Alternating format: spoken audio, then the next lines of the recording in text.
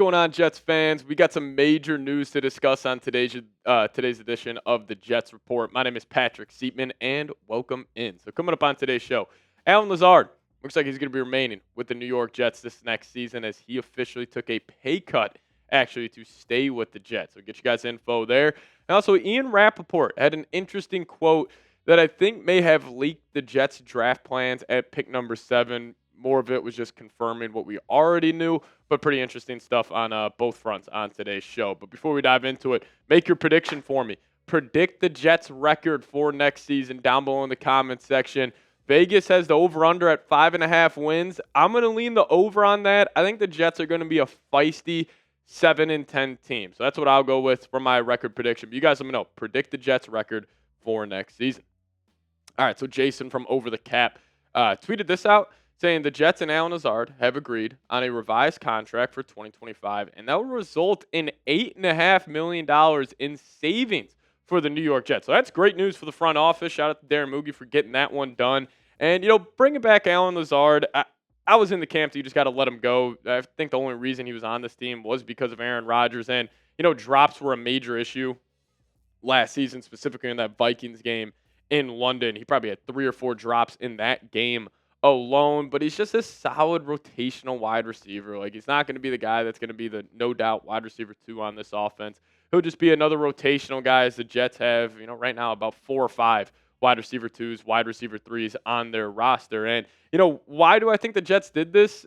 Maybe one, it was just to retain Allen Lazard. Maybe they have a plan for him. But also, 2, maybe a big move could be coming where they could be looking to extend Sauce Gardner or Garrett Wilson, and they want to save that $8 million in 2025 and maybe, not fully front load either one of these extensions, but you take that $8 million, just put it on the books for a Sauce or Garrett Wilson extension.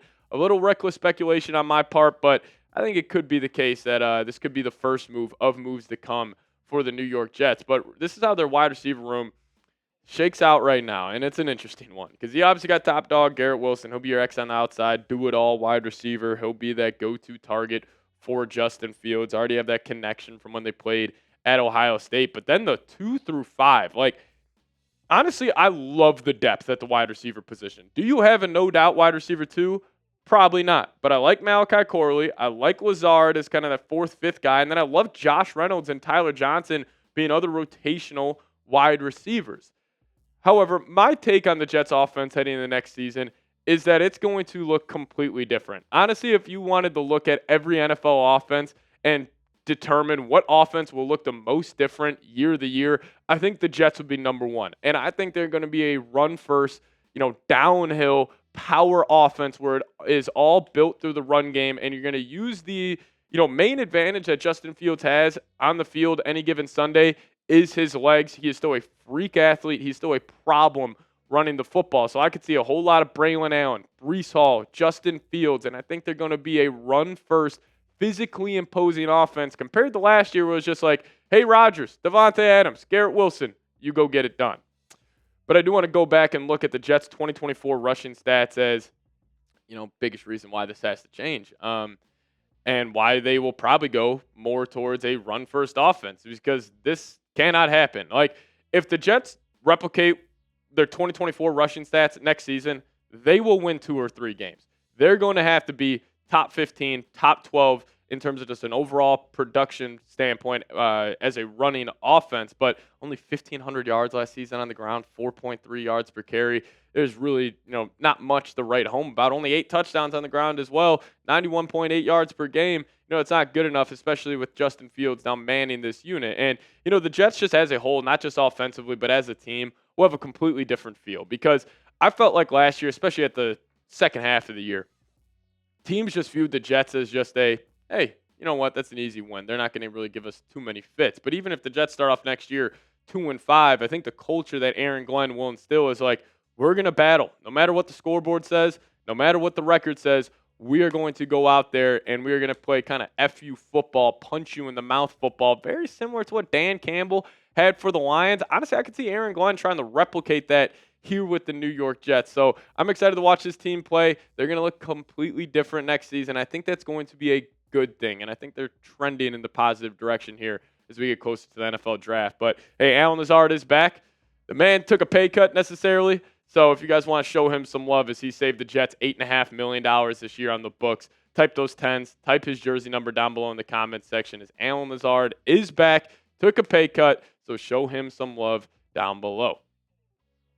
Now, one interesting report that we had was Ian Rapoport came out earlier today and said, I expect them to try to build around Justin Fields. And I think him coming out there and saying it is kind of just more confirmation of everything we know on where the Jets could potentially go in the NFL draft. Because we heard some reckless talk that, maybe Shedeur Sanders, if he's there, maybe Jackson Dart even was getting a lot of love. I honestly think right now, unless it's around 5 or 6, the Jets will not be taking a quarterback. So that remains still the Jets' top 2 draft targets, Armin Membu, Tyler Warren, where funny enough, Membu is actually minus money to go to the New York Jets at pick number 7. So the overwhelming favorite, besides Cam Ward at any specific draft spot, is Armin Membu to go to the Jets at pick 7. And then you still got Tyler Warren, the wild card, where it could just be, if Membu goes 4 to New England, for example, then they pivot to Tyler Warren. But I would be pretty shocked if both these guys are off the board, and I'll still stand by it. I will take this on the chest if I'm completely wrong. These two will be, either one will be the pick for the New York Jets at number 7. But we also got the official contract details for Justin Fields, and it was set up in a pretty interesting way. Cap hit this year, $8 million. Cap hit next year, $23 million. But to get that cap hit lower in 2025, they put on 3 extra void years, which also could be huge because if the Jets, let's just say Fields leads the Jets to a 10-7 season and he looks like he could potentially be the quarterback for the next 3 or 4 or 5 years. Having these void years here, you could just get an extension done, keep on pushing back that cap hit, so you could try to build around him in an easier fashion. Where if let's say you don't have these void years and it's just 2020 on both of the cap hits for 25, 26. So I like the way they set it up, playing maybe a little bit of a long-term game here with Justin Fields, but I do think it's the right decision in the end for the Jets to just go all in on Fields for 1 year.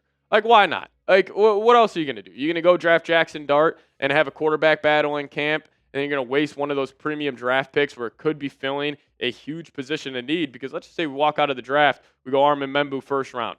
We go, Elijah Royal, Mason Taylor, tight end in the second round. You go get another corner in the third. You go get, another defensive tackle in a loaded D-tackle draft in the 4th round. If you could somehow build a loaded team around Fields, I think he could be pretty successful this season. So I like the mindset. I like everything, honestly, Aaron Glenn has done since taking over. It's all about the team. It's all about changing the culture here in New York. And it's going to start with that guy right there, Justin Fields. If he has a good year, I think the Jets could have a good year. But where do you guys stand?